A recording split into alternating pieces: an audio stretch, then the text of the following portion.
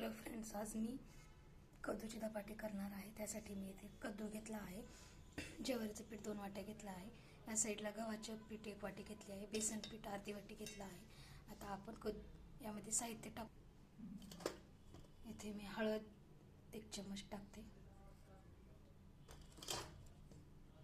मिरची 2 चम्मच टाकते, जिरे थोडेसे टाकते, लसूण आणि जिरे कुटलेले टाकते, ओवा हातामध्ये घासून असं ओवा टाकूयात, यामध्ये मीठ टाकूयात, तीळ टाकूयात। आता हे सर्व आपण एकत्र मिक्स करून घेऊयात। आता आपण कद्दूचं साल काढून किसून घेऊयात। इथे कद्दू किसून घेतला आहे। आता आपण कद्दू मिक्स करून घेतलेत। आता यामध्ये कांदा टाकूयात, सर्व आता पाणी टाकून मिक्स करून घेऊयात। आपलं धपाट्याचं पीठ झालं आहे। आता आपण याला थापून घेऊयात। इथे तवा ठेवला आहे, आता आपण धपाटे थापून घेऊयात। अशा पद्धतीने आपलं धपाटे थापणं झालं आहे। आता आपण याला छिद्र पाडून घेऊयात। छिद्र याच्यासाठी पाडायचे की आपण तव्यावर धपाटे टाकल्याच्या नंतर सगळीकडे तेल लागावं असे छिद्र पाडायचे असतात।